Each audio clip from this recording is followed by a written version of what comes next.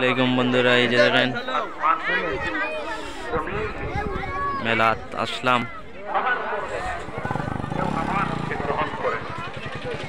কেউ আমানতকে রাখে নাই, গ্রহণ করে নাই। আল্লাহ দেওয়ার সময় বলছিলেন এই আমানতটা রাখো, যদি পালন করে জান্নাত পাবে, লঙ্ঘন করলে জাহান্নামে যেতেই হবে। পাহাড় পর্বত সাগর নদী খাদ্য বলছিল আল্লাহ এই আমানত রক্ষা করতে জান্নাত পাওয়া যাবে, লঙ্ঘন করলে জাহান্নামে যাওয়া লাগবে। এই আমানত গ্রহণ করা আমাদের পক্ষে সম্ভব না। তখন আল্লাহ পাক মানুষকে দিয়া বলছিলেন তোমরা কি রক্ষা করবা? রক্ষা করতে পারবে জান্নাত যাওয়া লাগবে।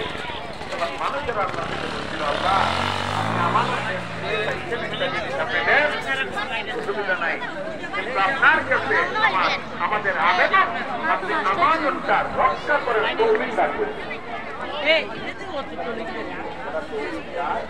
তাদেরকে আমি আমানত রক্ষা করার তৌফিক দেব।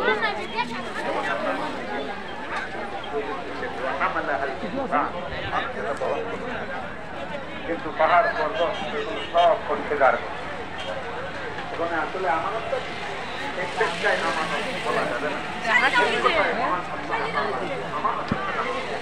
এর ব্যাখ্যা অনেক বিস্তৃত, অনেক বিশাল। আমরা তো মনে করি শুধু আমার কাছে একজন 1000 টাকা দিল, সময় মতো ফিরে এলেই আমার